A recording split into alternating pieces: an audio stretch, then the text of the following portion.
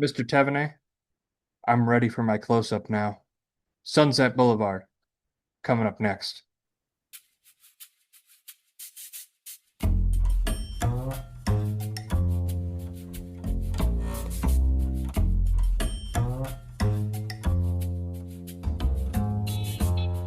Haven't Seen It with Tim Sestito and Tommy Tevenet.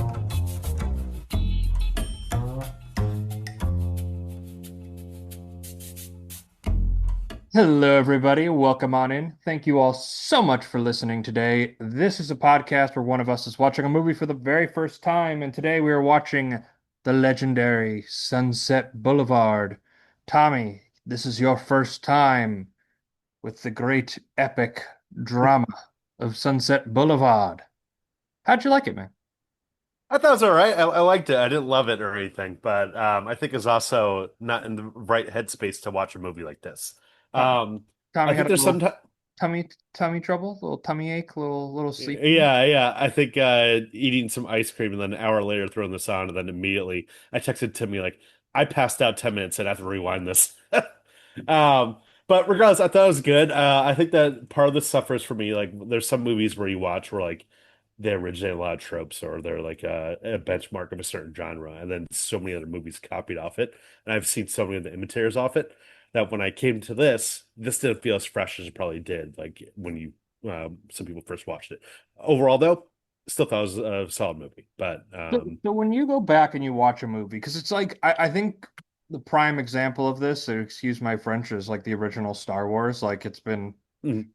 aped and torn to shreds. But like if you were going to recommend to somebody in their 20s or 30s, like, you've never seen Star Wars, like I would make the recommendation of being like, hey, just try to put yourself in the shoes of like 1977 when you're watching this. Yeah, Like you never try to put yourself into that headspace of being like, because like Rear Window, I think has this problem too, like where Rear Window is like, oh, I've seen this movie been well, done time and time again. there's a thing also that like often when we record this podcast, it's like almost immediately after. Like I finished this movie an hour ago, and so my thoughts are still fresh. Where I'm still trying to process the movie. I remember when Rear Window when we first did it, I said I don't think I gave it like the best review. I thought it was like, oh, it was good. I didn't love it. But I recently bought the 4K a few months ago for Rear Window, and decided to rewatch it again. And on a rewatch, I was like, yeah, this movie's amazing. I love it. This is awesome. So I think that this would also be a case of like, it maybe even say with Barry Lyndon. Like, for example, Rear Window went from a 3.5 for me, which is why I gave it on the podcast, to a 4.5, which is more so like understandable for In that type of line movie. with its reputation. Yeah, exactly. So like could see Sunset Boulevard having a similar effect on me when I'm like more in the headspace where like I am choosing to watch this instead of like, oh shit, I have 2 hours to do this before we record the podcast. So did you do you feel like this at least is a movie that you do feel like one day you would like to go back and like rewatch?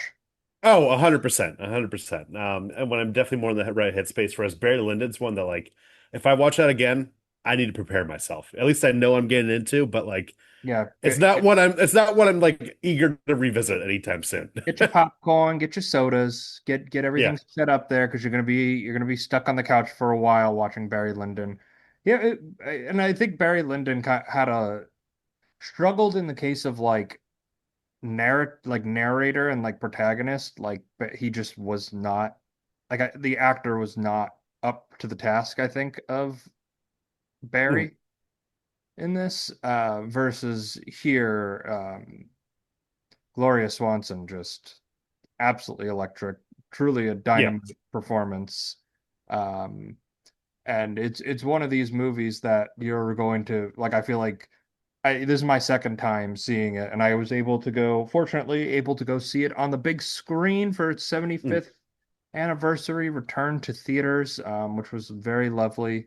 Um, it's a movie that is still around 75 years Mm. later. When a movie like is able to hold that kind of cultural cachet, uh, it does mean something about the film itself. Yeah. 100%. So probably had the chance. I was on vacation, just came back from Cape Cod. It was only playing in theaters Sunday and Monday, and last night I decided instead of seeing Sunset Boulevard, I decided with a bunch of friends to go see Naked Gun, which I think was the right choice. Uh, of the Yeah. two. I mean, because Naked Gun, I mean, we'll get into it because on what we watched. Yeah, well, One of the just go into funniest it now. movies. You had the best transition you've ever had, and then you Yeah. And then I saw so Naked Gun. I saw it last night. I love the first movie. I haven't seen any of the sequels, but Liam Neeson coming as Frank Drebin Jr. And I think this is the funniest movie I've seen in a while, new or old. I just think that like there was a joke every single minute in this movie where like they just did not let up. So you were constantly just like laughing and giggling. And a joke ratio, I think was even better than the original movie. Yeah, it would. I mean, it was. If you didn't find that joke funny, because I went with a friend and I saw The Naked Gun, Hmm. uh, and it is very much a joke per minute fest. And if it's like, oh, if that joke didn't strike your fancy, it's okay. The next one coming up is going to make you laugh, and so on and so forth. It's interesting to me. I think this is an interesting movie. We'll talk a little bit more about it. I don't want to like super spoil the movie, and it's really hard to talk about a movie like this that just came out without super spoiling it because it is just like the only thing we can spoil is the jokes because like the plot is the plot. They have a plot device that they literally use in the movie. Yeah. But Well, one thing that connected to Sunset Boulevard, like, when you have actresses that age, Pamela Anderson, I think, was incredible. yeah, I she didn't was a see that really movie. good. I didn't see that movie she did last year, The Last Showgirl, which she got nominated for a Golden Globe, which I do want to check out. But it has been interesting. Like, there's two types of avenues like a person like her could have taken. I feel like some of the playmates of like her era probably still try and like do heavy makeup and like look like they did in the 90s where Pamela Anderson's like, I'm in my late 50s. This is who I am now. I'm not trying to be a sex pot anymore. I'm That not going stage to of be my on life is Baywatch. I'm not going to be on Baywatch running around anymore, and that's okay. And it's like, cool, yeah, that's great. Yeah, it's like basically respected. And she had such great comedic timing. It was such a great foil for Liam Neeson, like over and over again. I feel like everyone in this movie was locked in, even the cameos they had. But it's just a case of like we haven't had a big studio comedy in a while that like seemed to do this well. I mean, there was that movie with Jennifer Lawrence, No Hard Feelings, which was kind of like a raunchy comedy. But we But feel like even when you think go back to like the Jerry Drucker like like Police Gun, Top Secret, yeah, like these kind of movies died with the Naked Gun 33 and a third. Like it died with the third one, and they stopped making these just gag a minute jokes like the well, they did have the scary movie franchise for a little bit. The Zuckers were involved with that, or one of the guys was I involved guess with. there was like Scary Movie, But what really lost it was like in the mid 2000s after we had Scary Movie 3 and 4, which David Zucker directed. We had then Epic Movie, Date Movie, Meet the Spartans, superhero Disaster movie. Movie, Yeah, Superhero yeah, Movie, they all were those. awful. And it was like not like Naked Gun, where Naked Gun's more clever and like more slapstick and like more things. I remember even in middle school in sixth grade, I remember seeing Epic Movie in theaters, and I was like, that was really bad. That was awful. Yeah, And if you if make a it, sixth grader is saying that for like a comedy like that, that's a dumb like studio parody movie comedy, you did your job wrong. Because I remember those movies weren't even like jokes. They're just like, hey, remember McLovin? He's on the screen right now. Oh my God, isn't that so funny? It's like, do you have anything more other than just that? yeah, it But kind of killed the genre. Because like when you think of the 2000s, like I kind of forgot Epic Movie, Meet the Spartans. Like I forgot those movies existed. I'm not I gonna think most lie. people did too. Uh, Um, and also we have the case of YouTube now where like, if you make a joke about like I don't know, let's say like the Matrix sequel or something like that, and the movie that came out 6 months after that movie, you're already missing the months of Twitter and YouTube that people are already riffing jokes. I mean, these things come out so much more immediately. So Naked Gun was this new Naked Gun wasn't really just a spoof of like any particular movie or references to any particular things, where it's just more so it was just gags. topical. It was topical. Like the content was like topical to what's going on in society, but it wasn't a Yeah. specific jump on like Seth MacFarlane produced this, and sometimes you get a little bit worried with like I think there are very funny Family Guy gags, but there's definitely moments where it's like that was funny in the year 2012, and it's not funny anymore. Like Mhm. he has a lot of those jokes in there, and it was really steered clear of this. It's more of like the corporation, the evil corporation is they're doing their Elon Musk thing with it, just tech billionaire, really easy bad guy to make in the 2020s in film. But for me, this makes me go like, because it was really great. Because like I'll watch comedies at home, and I don't feel that desire. Like I'll be like, oh, that is funny, but I'm Yeah. not. I'm not laughing. Mhm. Versus like when the laughter starts getting contagious in a room, and we had a really good room. It was. I'm glad I saw this in like a smaller theater. It was like a probably a 50 seater, and I think except for the front row, every seat was filled. And it was really like once the laughter started rolling, like people were even laughing at the title card where it said like the naked and it didn't have the room to fill gun there, and then they were like, oh shoot, and then they filled it in, and people were like laughing at that. I was like, okay, we're gonna have a good time here, and Yeah. that's what you're Well, looking for. yeah, it's like so like stand up. Like we were talking about this when we covered Clueless last month, where like seeing that in theaters was such a fun experience because it was like, oh, I remember how great this movie was. I rewatched it again recently, and it didn't hit nearly as well as it did in theaters. Of course, But yeah, of course not. And like when I watched Ace Ventura this morning, same thing. We're like, this is funny, but if I saw this with a crowd or more friends rather than just myself, I'd probably be laughing a lot more. Whereas like you said, by yourself, mostly you're like, oh, that's funny, huh, nice. like what am I gonna do? Um, Break out into laughter? Think my neighbors think I'm a sociopath, just like laughing like the Joker, like Yeah, exactly. So, but the wrap up Naked Gun real quick. One thing that's interesting is the box office for this. So, what I like we wanted to said, talk about. we haven't really had a bunch of studio comedies coming out in a while, like big marketed studio comedies like this with a big star, Liam Neeson. He's still reliable. So far, box office first weekend, it's a decent start. I think this could have legs. This budget was 42 million, and box office for the weekend was worldwide 28.3. So I think within a couple weeks this could make back its budget and more. I think this And won't have the big drop offs that like the superhero movie. Like I saw the Fantastic Four second weekend had like a awful. Yeah. 70% like awful drop off, and I think this is the case of a movie that like word of mouth will really enrich this movie where it's like, hey, no, that's actually like it's really funny and it's 85 minutes versus because like I've thought this for a while, and like because like a lot of big and like they seem to be reversing this trend, especially with like Superman that just came out. It was like 210. The Marvel movie Perfect. was like an hour 55. Mm. Okay, great, like great run times, but I feel like 20 like late 2010s into the early 2020s, it was like if a studio is releasing a movie, since ticket prices have gone up so much, like if you're in like New York City and you want to go see a new released movie, it's going to cost you 20 bucks minimum to get into the door. Yeah. And plus, if you want a soda, popcorn, a drink, whatever, you're looking at a 45, $50 day at the theater. Like it's a lot.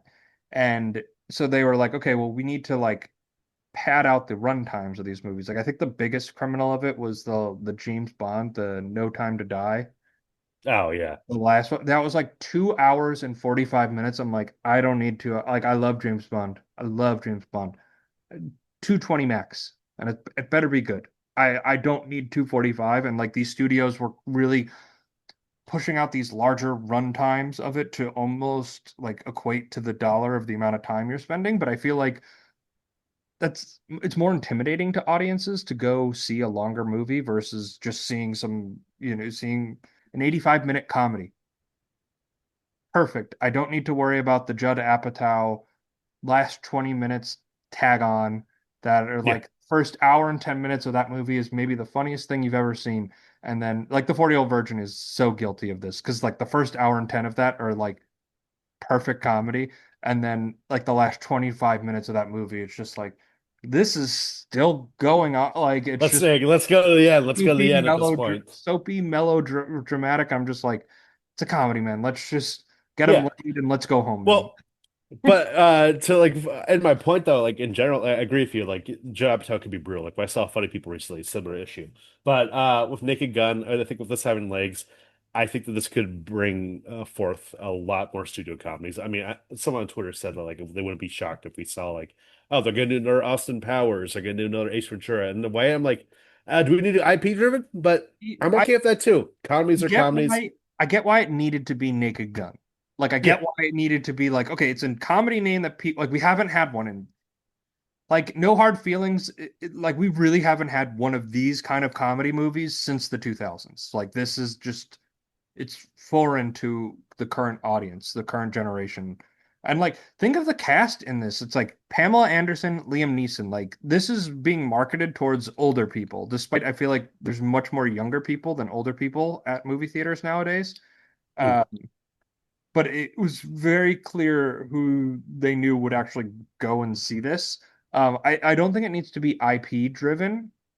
I think this one did. And what I will say to this is it's very respectful. It's keeping up with what it did, but just doing its own thing with it. It is not mm, trying to replicate the jokes of the original. It is not trying to be the original Naked Gun. It is trying to continue that sense of humor and carry it forward, which I feel like is the greatest respect. And it's a little bit like they're real. So like Akiva uh Schaffer directed this. He's a part of the Lonely Island trio, and you could definitely feel his like subversive influence on this.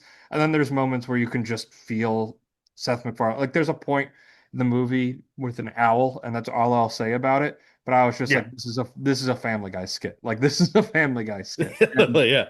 and there's just like you can definitely feel the influences of comedy here, but it's true to the style of comedy, but it's not trying to be the original Naked Gun. It's trying to do its own thing with this. I really wouldn't be surprised if we see a sequel to this in the next like in next year. Why not get a sequel to this? Like why not in Yeah. Immediately. November 2026, Naked Gun 2. Just green light it right now and just get it rolling. And it's one of those things that you're shocked that Liam Neeson hasn't been in more comedies. Because like he had what was he in that Seth MacFarlane movie, like the Million Ways to Die in the West? I think he was in that one was bad. Yeah, He yeah. made a cameo in Ted 2 where he That buys was great. The Tricks Rabbit thing. yeah, he's like and I understand tricks are for children. I think that's just a TV commercial. So if I take this, no one will follow me. Yeah, yeah, no, you're good. We don't have that on our budget. Thank you. Yeah. You've done me a great service. And just like walks out with a bottle of packs of tricks and just it's like it's very funny and like this, Leslie Nielsen was a dramatic actor, Liam Neeson dramatic actor, but they had much different strengths as actors and they both Mm. played into them perfectly in their respective Naked Guns.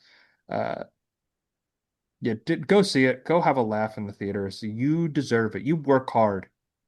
You listen Yeah. to this podcast. You deserve a good laugh. Lord knows Go you're for not getting it from me. I'm kidding. You laugh sometimes. But Yeah. I I couldn't have been like it was hyped up for me, and I'm glad it like stuck the hype. It's like a 3.5 to 4 out of 5 in my opinion. Just like it's a movie I want to go see again because I feel like I missed jokes. Yeah, yeah. It was 4.5 out of 5 for me too.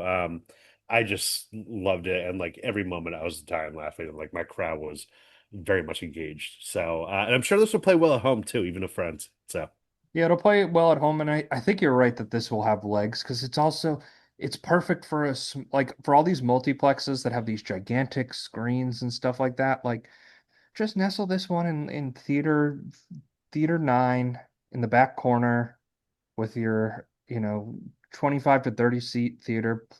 You can run it 4 times a day. Like it's got that kind of legs to it, where it's not like and also it doesn't have competition. I mean, is there another comedy coming out this month that like could there take any another of its comedy business? coming out this year. Yeah, exactly. So there you go. So I think we will see another Naked Gun soon, but we definitely recommend it here on the podcast. Now, this is Sunset Boulevard. You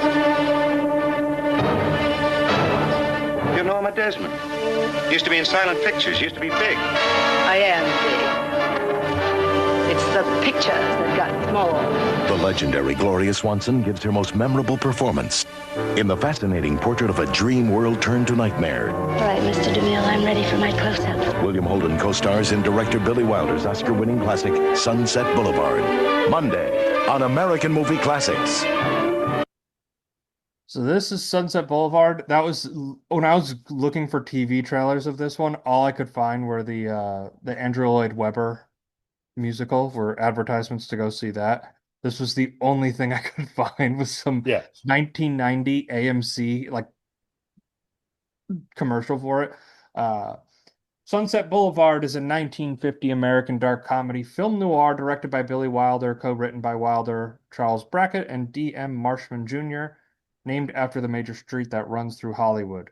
Film stars William Holden as Joe Gillis, a struggling screenwriter, and Gloria Swanson as Norma Desmond, a former silent film star who draws him into her deranged fantasy world where she dreams of making a triumphant return to the screen. Eric von Strheim plays Max von Mayerling, her devoted butler. Also starring Nancy Olson, Jack Webb, Lloyd Gow, and Frank Clark. Cecil B. DeMille, Buster Keaton, H.B. Warner, and Anna Q. Nilsson also make cameos in this film. So, what did you know about this movie going into it? Because it has that reputation to it. It's one of those like when you first start, I feel like when you first start getting into movies and like kind of learning more about the history of film, Sunset Boulevard always comes up as like Yeah. an undisputed classic, one of the greatest films ever made. Honestly, I don't think I heard about it too much until you started talking about it, like a year or two ago. But I tried to go in as blind as possible. I mean, I rented this Blu-ray from the video store near me, but I didn't read the back cover because I was like, I don't want to know almost anything. I knew it was about Hollywood because Sunset Boulevard, but I was like, anything else? No. And I figured it was probably a noir or something like that. And I was told that the beginning of it kind of has like a scene that's like, oh, so I guess you're wondering how I parodied, ended up here, parodied, type thing. parodied to death. It is But was this the first case of that? I don't know. it's the first main case of it for sure.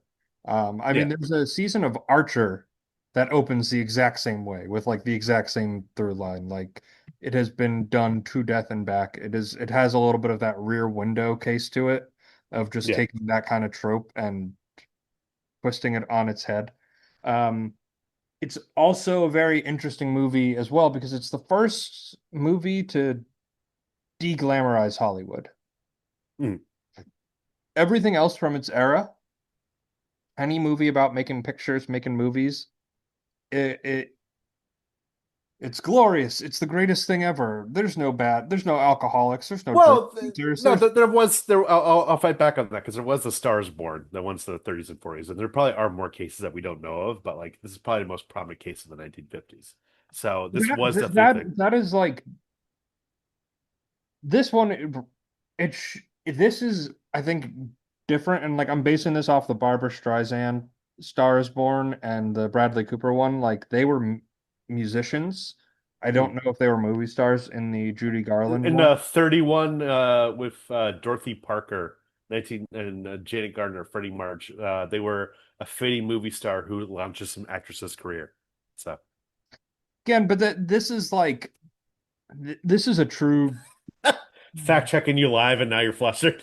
I'm Tommy, baby, honey, sweetie. You could never Hey, fluster me, sweetheart. Um, Not saying it hasn't been done before because every story's been done before. Like that's just the way the world works. But it's like it's one of the really first examples of Hollywood during the studio days, like the when the studios ran everything and you were under contract to specific lots. You th There was so much work put into the PR of Hollywood on the side. Like William Randolph Hearst partnered with all of those Hollywood moguls, the early Hollywood moguls, to create the image of the Hollywood star, despite early Hollywood having some of the darkest time. Like when you read and learn about the history of early Hollywood, it's a very dark time. It's not all glitter and roses. mm, It was created to be romanticized. yeah. And this one takes someone from that era and strips it down to her bones and studies fame and studies like the obsession of one's ego, the obsession of believing you can get back there, and the way that you can manipulate and control someone. And just off the bare bones of like A Star is Born, like off of like if you just sub in a movie star for a rock star, it's not Mm, manipulative in that way, right? mm, Like the way that Gloria Swanson is manipulative to William Holden. It's not, it doesn't have that kind of angle of a true derangement. So Louis B. Mayer during a screening of this, and this is like, so if you do not know who Louis B. Mayer was, he ran MGM.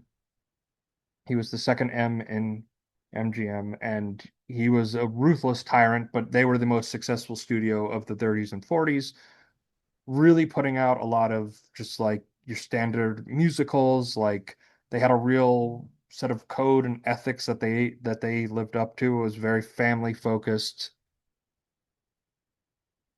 He goes to a screening of this in 1950, and he was angered immensely and claimed that it was a worthless piece of junk, and it yeah. all had to do with tarnishing this image. And he was not alone in that thought process. A lot of other people in Hollywood really did not like this movie when it came out because of that, because it everything that they work towards to create this world, this image that keeps people coming to the movies, that allows them to create movie stars, is Mm. completely it's shattering that illusion here because it shows how disposable they are. Yeah. What's so funny is looking into the facts of this movie of like how like they reception at the time, like you're talking about with like Louis D. Mayer like fucking hating this movie and just like at the premiere apparently B. Mayer berated Wilder before a crowd of celebrities saying you've disgraced the industry that had made and fed you. You should be tarred and feathered and run out of Hollywood. And then Wilder apparently just at the screening just like told Mayer, go fuck yourself. Yeah, that's if you if believe me, in 1933, if you told Louis B. Mayer to go fuck yourself, you'd get thrown in the river and you'd never be seen again. Like, hello, did you ever see Hail Caesar? The No, but yeah, the Coen brothers. the Coen Brothers one, like that. Eddie Mannix was a real human. He was Louis B. Mayer's fixer. Like Louis B. Mayer is a really, really, really, really preeminent figure in um in Hollywood for that early picture. And I believe it was 1951 or 1952. He was forced out of the company. I am getting the answer right now. He was forced out in 1951. See, I knew it. And he died like 6 years later, 7 years later. Yeah. So, but no, it is interesting in general, like the whole entire like setting and time frame made me really think because like, you always hear about like how the invention of sound just destroyed careers. Mhm. Even to an extent like Bela Lugosi, like when we covered Ed Wood and we covered Dracula, like to an extent where like, he started off with Dracula and then like all of a sudden that thick Hungarian accent. It's like, well, you can't be a leading man because you have this thick accent. And like there's probably other cases where like actresses like couldn't speak or like guys that you thought that were like big muscular men like all of a sudden had a pipsqueak voice when they give them the sound. It's like, well, this isn't gonna work. They're like you're pretty much done. And you never really think of like what happened to their careers afterwards or like where their lives ended up. So Oh, basing that off but of the career of Norma Desmond is just a really interesting hook in this movie right there from the start. so Gloria Swanson, who plays Norma Desmond, she was a silent film star and had not been on the screen in over 10 years before she was cast from this, despite her being completely different from like her herself, but she could never, after this film came out, she could never escape being Norma Desmond. It, Yeah, it's interesting because apparently Gloria Swanson, unlike the character in this movie, she was totally fine with the fact that like her career was over. She accepted it. She just lived in New York and worked in radio and television. She's like, oh, whatever. And she pretty much just like ruled out the fact that she's ever going to be back in movies. She's like, well, that was a fun part of my life, whatever. And then all of a sudden it's like, all right, well, now you have this role. It's like, okay, I can do this, and I can't wait to do this. Compared Yeah, to her character here, that's like depressed about her former fame. well, not even depressed, just deluded about it. So to go into the film here, Joe Gillis, played by William Holden, who's also terrific in this. He's a struggling screenwriter, down on his luck. He's behind payments. There's repo men trying to get his car. He's trying to Mm. outrun them. He ends up on her property where she is. They're like, "Oh, we've been waiting for you. You're late." Yeah, He shows up, immediately. walks upstairs. There's a dead chimpanzee that needs to be buried. And It's so funny. It's like, what?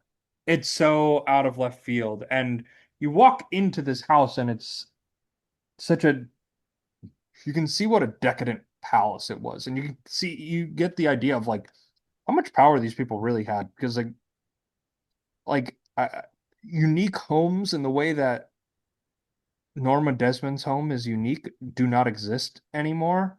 Like this Mm. was just made to be this party place where people always coming in and out, right? Like it's this huge estate with a tennis court, but that's run down. A swimming pool, but it's rat infested. It was this once great place that has now just become an ashy remain with just Norma Desmond and her butler Max living in the property, completely isolated from the world.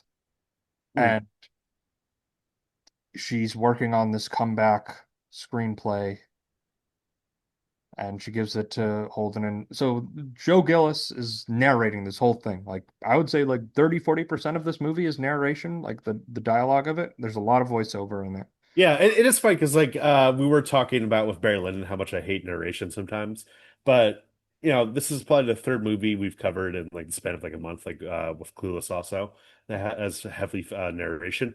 But in Clueless and this, it works perfectly in the noir sense of like really gives you a sense of place and time.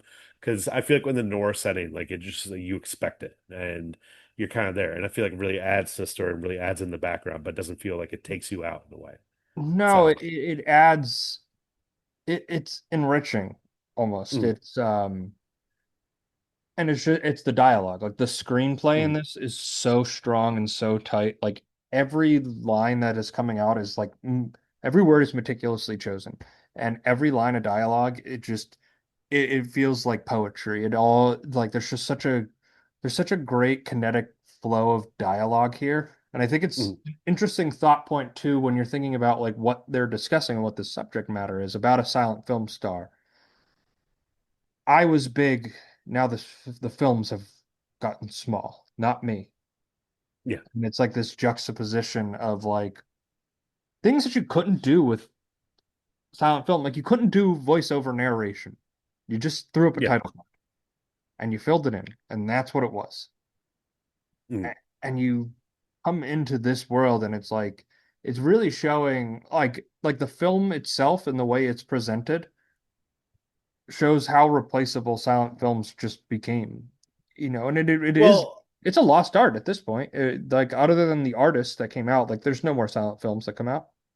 also there's like a case of like, kind of like for early television, where the way they preserved like sound films, they just didn't give a shit about them. A lot of them No. were discarded immediately Well, or like like weren't really kept.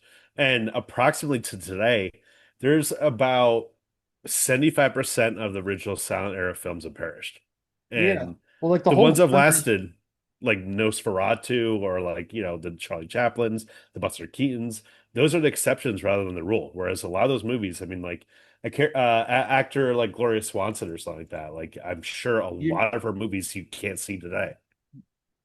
Yeah, there's a good amount of Gloria Swanson films that you're not going to be able to see today. Most silent film stars, you're not going to see a ton of films today. Uh, and it's like it's also audience interest. Like we live in a world where I have to go on here and heavily sell you to go to an 85-minute movie to laugh your ass off for the Mm. entire time. Like Yeah, you have to sell it now. You have to heavily sell this versus 15, 20 years ago. It's like, dude, that movie's great. Just go see it. You're gonna laugh the whole time. Okay, cool. yeah. Gonna go see it. Gonna go check it out. Now I have to convince you because that's where our attention spans are at. And I I think with like I know like the Warners, like the all the original Warner stuff, like all their original like they had a fire on the lot in like the or mid 1920s or something. All of their original stuff com lost. Like their first like 10 years of their film catalog Yeah. completely burnt to the ground. And it's one of those things we don't think about, but like home video market is still relatively a new thing. Like that only really became a thing in the 80s. So Yeah. like It's only before 40 years, then, 40 years of it. Yeah, there was a lot more smaller theaters that would play older classics mm, because people were interested in it. It's a $2 matinee. Okay, cool. Good to go see The yeah. Godfather. Have But fun. also like, with like some random 35 millimeter print or something like that from like the 1920s, if that reel burnt, it's like, oh, well, I guess no one's ever gonna see that one reel again ever. And we also have to think about like the way these films were distributed. It Yeah. wasn't like Jaws changed the way films were distributed because the book was so big at the time that Jaws came out. It was the first time they really ever did a truly like wide release. Like Sunset Boulevard comes out in 1950. Whatever film reels they have, like let's call it 10, Yeah. they're touring. They're It's like a traveling roadshow it type was a thing. traveling road show, so you might not see Sunset Boulevard comes out in 1950, but if you live in Nebraska, you might not see that thing until 1953, 1954. It might not come to your theater until that time. And it's just again, it's like one of these things for a modern audience where we have to kind of compute the way that this stuff was consumed and sent around because it was released in 1950, but that was in LA and New York. Well, And I think about this often with like my grandma, for example, when she saw Wizard of Oz in theaters in the 30s and like how spellbinding the fact that there was color in that movie was, and like obviously like the whole special effect.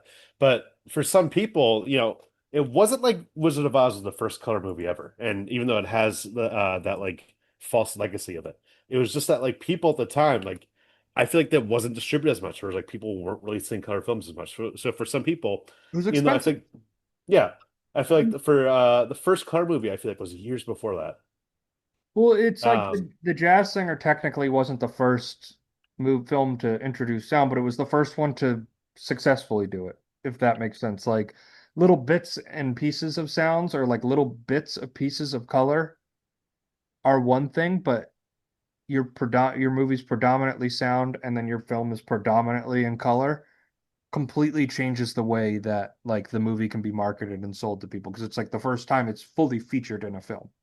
yeah, Right. exactly. Well, like so, like color films, like according to Wikipedia right now, they've been around since the 20s in a way. So it's just like for some people, like those movies, like maybe they just missed the road show because like when we think about how like annoying theatrical windows are nowadays, where it's like, oh fuck, like I really wanted to see some Anthony Hopkins movies.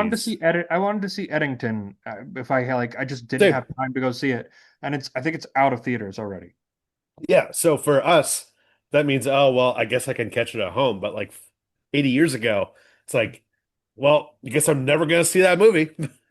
Yeah, and Um, there were more theaters too because they were all like one screeners and it the way we consumed movies Hitchcock is actually the one who kind of changed to the standards.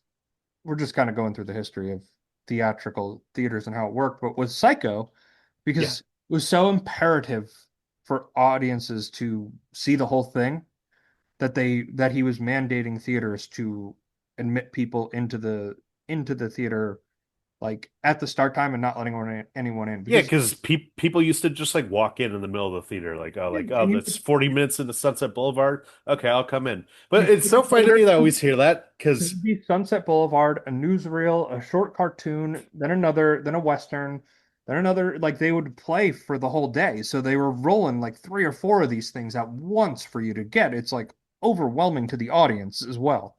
it's kind of like when you go to a band, like music video nowadays, and there's five bands. We're like, oh, I'll get in the middle of one of these bands, like whatever. I'll show up when the third band goes on stage. But it's like, Well, oh goddamn, first two are local bands that have been playing for 15 years. Yeah, yeah, I'm sure they're good. I'm sure they're good. I'll get there for sure.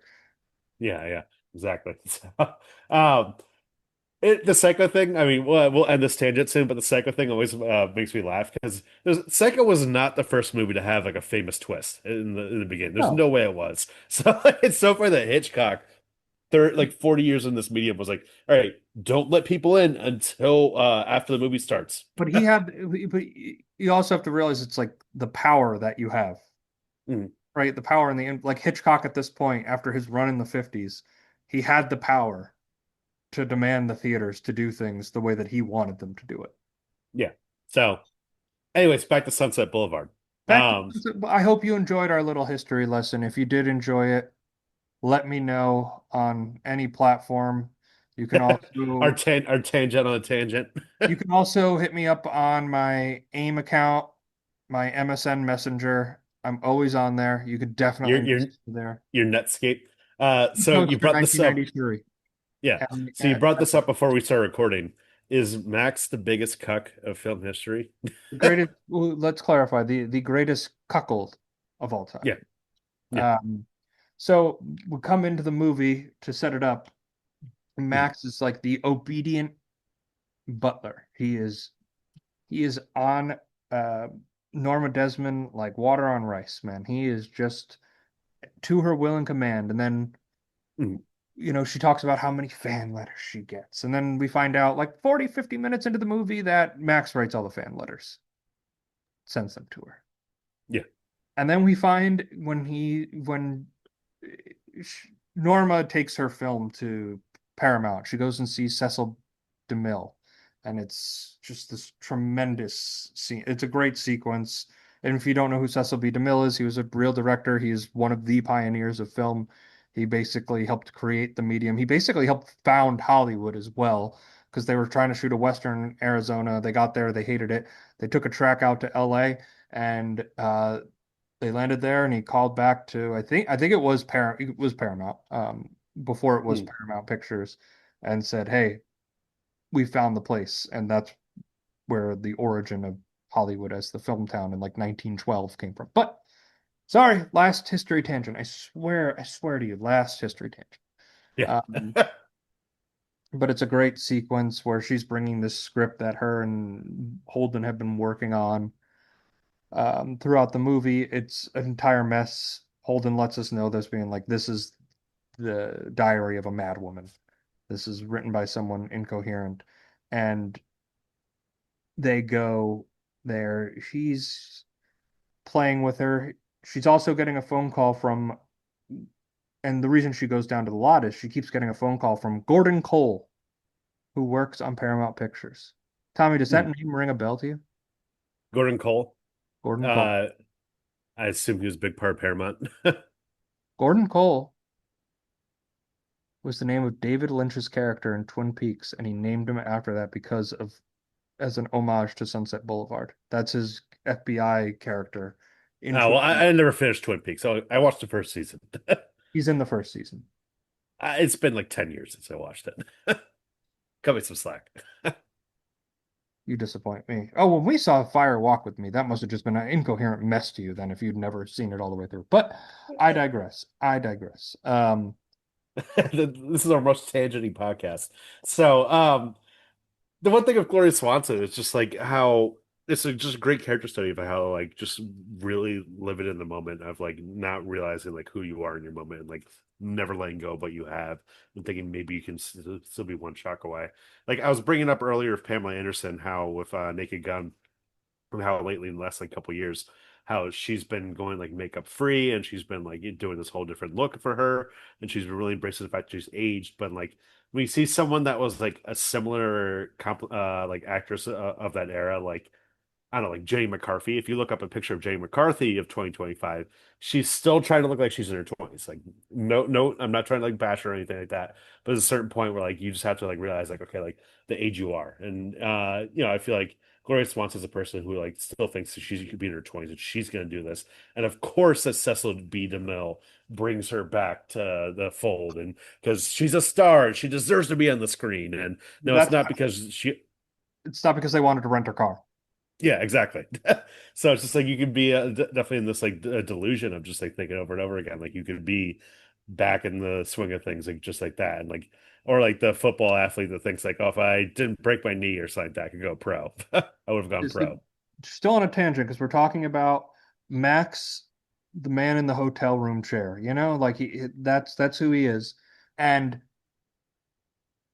after she brings it to Paramount, she's getting fed lies like, oh, maybe on the next one, whatever it is, she goes back and she just starts to descend more into madness. And as the relationship between Gillis and Desmond strains and he's leaving more, he's working with Nancy Olsen's character, who's a young and bright screenwriter, and they're having a little bit of a love affair on the side. He's like standing in the garage in the shadows and then like emerges and it's like, I am worried about the missus. She does this when a relationship is ending, and he's like, her career has been over for so long. I was the one who founded her. I did all of her early pictures, and I was her first husband. Yeah. So this man completely eradicated his life to be her servant. Yeah. And she's had three other husbands or whatever they say it is in the movie. Like, and that man has just sat there in the other room listening. He's the man in the hotel chair. Like that is who that chair in the hotel room is for. Literally. It's so funny though. It's like, what was like the whole thing of like how great was Norma Desmond that you decided to do this and just ruin your career over this and just ruin your life?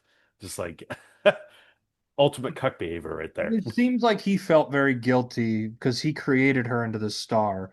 And like they were talking about it when they're on the Paramount lot and where all like the screenwriters' offices are. They're like, that was Norma Desmond's dressing room. She had the whole strip. And you don't know if that's fact or not, but in a movie where it seems to present everything as fact, I take it as fact.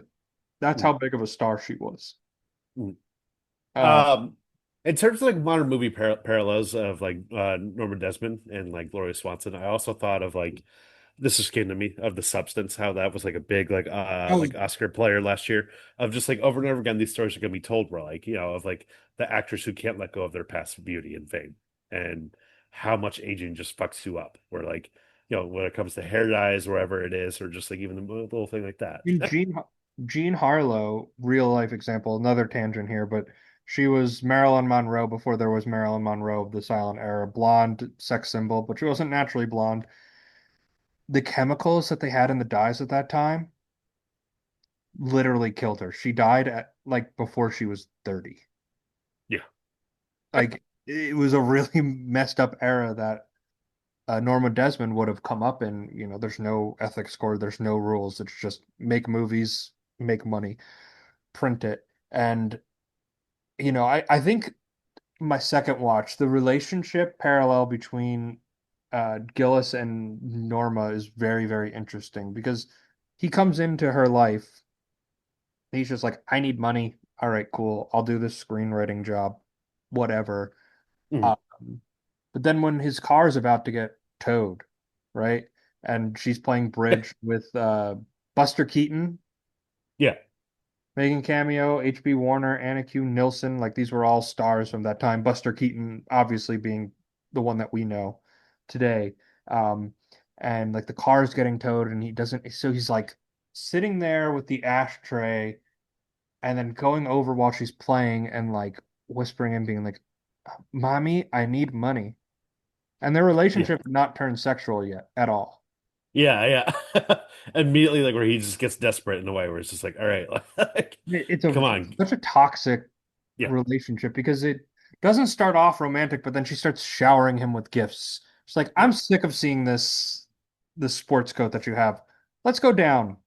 And they go down to whatever department store for menswear. He's getting fitted, and there's a great part with the where there's like a mink coat that he could get or a lesser fabric, and the keeper's like, sir, if because he's like, oh, the lesser one is fine, sir, if the missus is paying for it, you might as well go for this one. And it's like especially in a time where male and female roles were very, very segmented and distributed.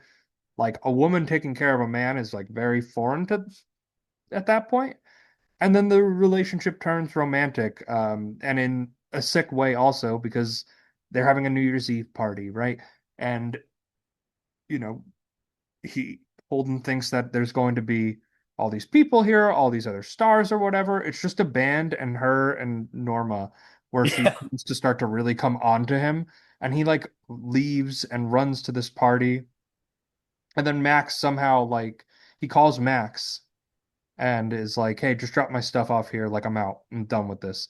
And he goes, "That's impossible, ma'am. The missus grabbed one of your razors and tried to end herself." And when she's lying on the bed, desperate and after a suicide attempt, she like wrangles him in his web. It's just, she caught him. It's like the spider in Return of the King. She like Yeah. trapped him in there. It's fucking amazing. So, we didn't really touch upon her yet. Nancy Olsen is Barry Schaefer. I thought that she was really good, like little like, hey, like this what your life could also be, Joe. If like instead of just like being like this like Instead of being lazy and just like living off of her riches with someone that you can't stand. I thought she was really good. But one thing I wanted to bring up, quick tangent, is she's still alive. She's like the only cast member of this movie still alive. She's like in her late 90s at this point. And she's pretty much retired from acting since like the 80s. She was in the Flubber movies in the 60s too. So she popped up for the Robin Williams one. But her last movie, and this is probably gonna be her last movie ever, was this feels like a low rent fucking Oh yeah. like Oh yeah. boner comedy called Dumbbells. And this is in 2014. It was directed by some no-name guy who doesn't even have a fucking Wikipedia page. It's a And yeah, and the cast is like fucking third build is fucking Urkel. Jay Moore, Carl Reiner's also in it. And like all of a sudden Nancy Olsen. This is a movie Christopher that ha It's Christopher Livingston, who is not the guy we went to high school with, but when she got married, her other name is Nancy Livingston because in 1962 she married Alan W. Livingston. So she yeah. was she was in there for her son in a boner comedy where the dumbbells because 25 open 25/8 because 24/7 is for PU dollar sign exclamation point hashtag sign dollar sign. It has a 14% on Rotten Tomatoes. And apparently it attracted media attention in France because Netflix released a dub version of very low quality. It was recorded in South Africa by non-professional actors called the worst dub in history. That is So what a way to cap off your career if like your son's fucking like boner comedy, right? Yeah, she's I mean she was nominated for an Academy for Best Supporting Actress in this role here. She starred with Holden in a couple of Absent-Minded Professor, The Son of Flubber, as well as the Airport 1975, which was released in 1974, which is a Misleading. little misleading there, but yeah, this is definitely her biggest role here, and she's so terrific and like full of life and full of optimism versus like the opposite side of it with Norma Desmond, where her life is on the decline. Mm, She's a vagrant narcissist who only cares about herself and has completely shattered herself into this realm of disillusion. mm. And I don't know. Let me ask you this. As we've been talking about this more, has it made the movie feel more interesting to you? Like a better movie than you maybe gave it credit for the second credits hit? Yeah. So I think that like it's something that I've realized with me of older movies that it takes me more a while to appreciate than a more modern movie, and maybe it's just getting more used to the acclamation and thinking about the history and time. Like I said about earlier, Rear Window on rewatch I loved. Bride Frankenstein on rewatch I loved more. I don't know if I'll get there for like Dracula itself, but regardless, Dracula, Dracula was just bad though. yeah, Dracula was bad. Even Frankenstein, I thought was like I appreciate it for what it was, but that did not age well for me. Um, but this movie, I think the background is like it's one of the things I was thinking about like pop culture wise, where like sometimes like I'm wondering how a show like The Studio that came out with Seth Rogen, how that would play in like 20, 30 years. Like if all those references are just gonna fly over people's heads. Whereas this movie, they bring up movies that still have legacy. Like they bring up like Yeah, Gone with the Wind, or they bring up King Kong, and like for the most part, even for me, like who hasn't really watched like a lot of older movies, like still is able to get out a lot of these references and it, realize where they were. it's But it's not crazy. something. It's not something like I've been rewatching some Sopranos, and they reference a bunch of really old movies in there, and I'm just like, I like to consider myself a bit of a film buff, but man, oh man, I don't know if I don't know this one from 19. I don't know the early gangster films, so the Warner Brothers gangster films. Like I just don't Yeah, have yeah. that in my repertoire. And it's just interesting how they get referenced here. Whereas a movie made in 1950, it's like Wilder knew what what had lasted in the cultural conscious for the past 20 years or whatever going into it and just kind of use that as reference points. And Yeah. and then it's like you probably making a gamble if you're gonna do it timeless, be like, all right, well, these ones have lasted 20 years. They'll probably be relevant in at least another 20, and then they're still talked about today. So Yeah. it's a smart Well, take. it's like we're talking about two of the parody movies earlier. We were talking about Naked Gun, where like, date movie has aged poorly because all of it was just reference porn. Whereas like, hey, remember that like Britney Spears shaved her head once and like how funny that was? Ha ha ha, here she is on screen. Whereas Remember like watching Naked someone with a mental illness degrade in real life? Wouldn't it be exactly. funny if we put this in a movie and made fun of it completely? Oh, the 2000s were a wild time where like you'd see a picture of like Jennifer Love Hewitt and like she looked hot. And it's like Jennifer Love Hewitt is really fat on the beach. What is going on?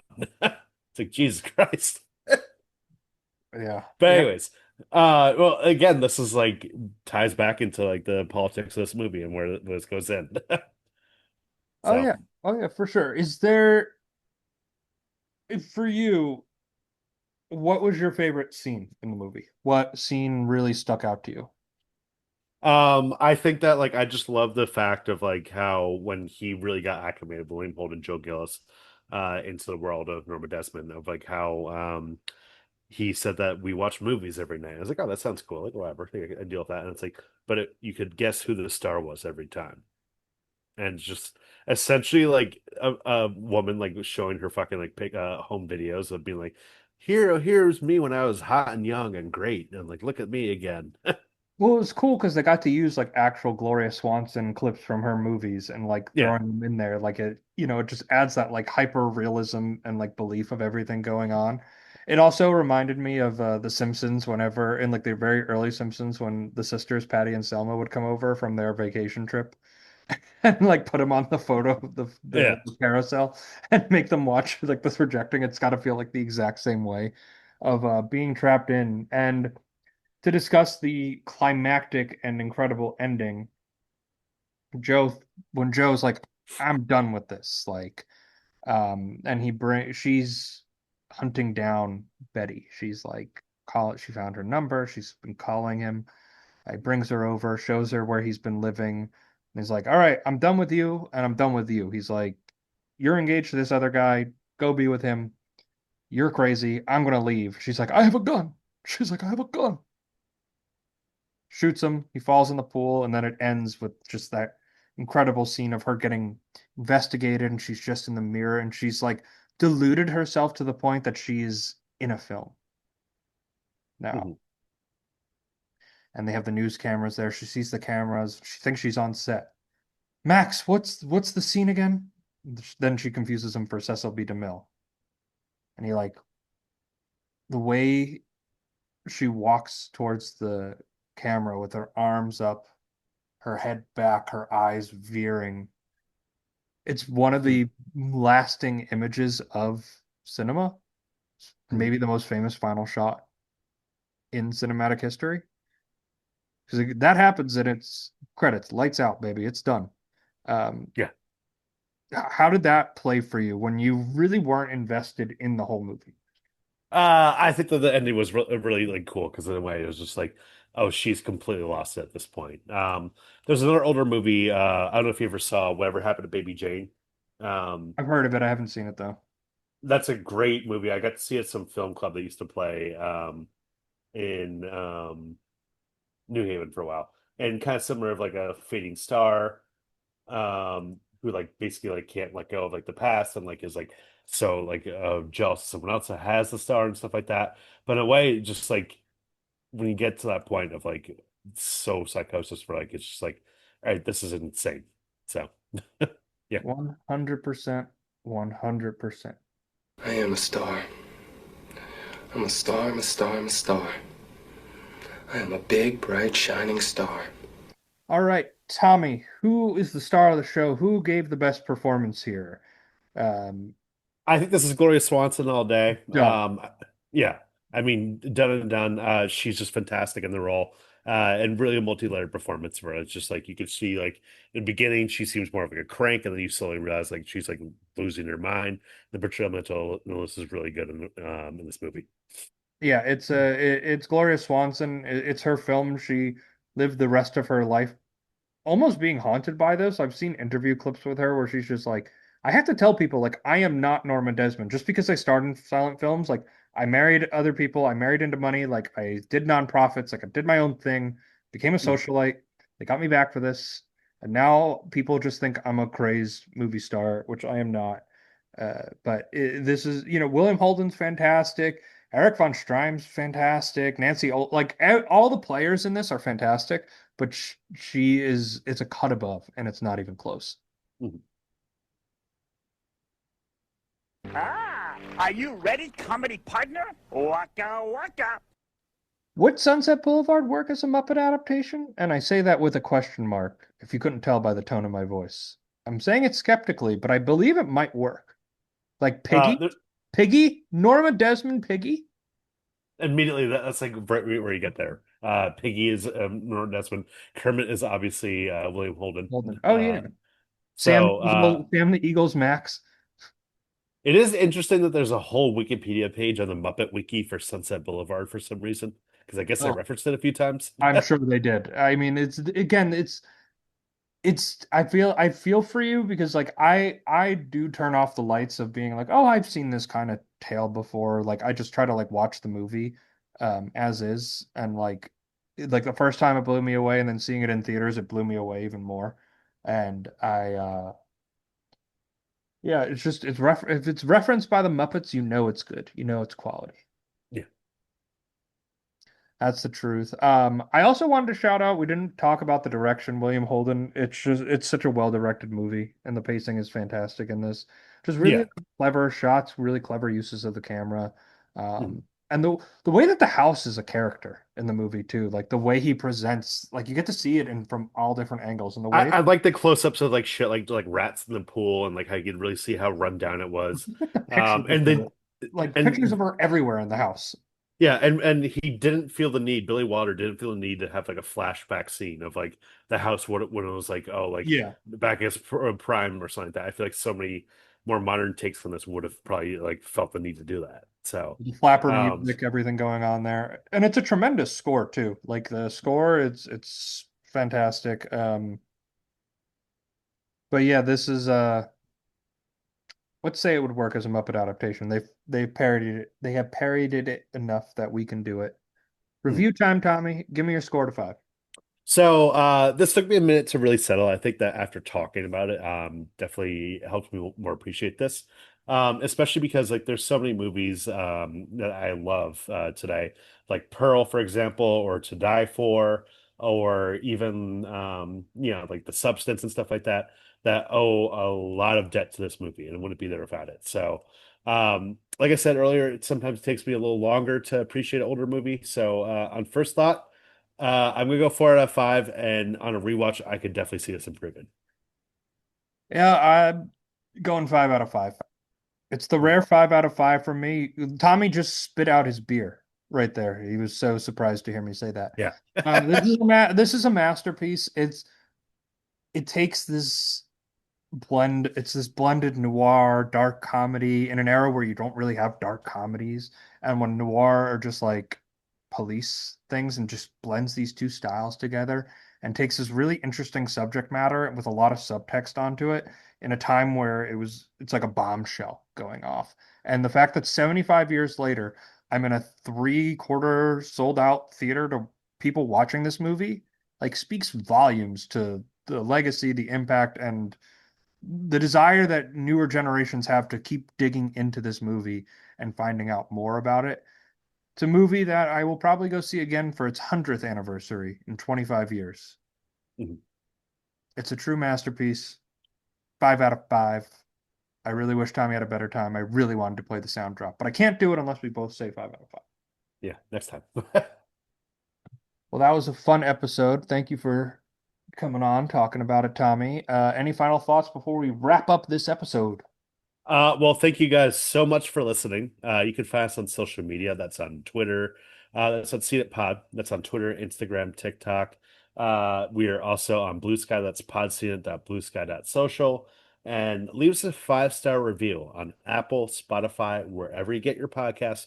Helps us out and helps us grow the show. Next week, I think it's time for us to do a mini. We had a poll up on our Twitter of what new movie we should cover in the pod next month. It was between Weapons, Freakier Friday, and Nobody 2. And Weapons won. I think one person voted for Freaky Friday, and everyone else is like Weapons. So Zach Kreger, his new movie's coming out. It looks awesome. I can't wait. We'll see how it is. Tommy has gotten me to go see another horror movie. Apparently, this one's really, really good. Yeah. But So we'll see. We will see. We will see. Thank you all so much for listening today. We will see you next time.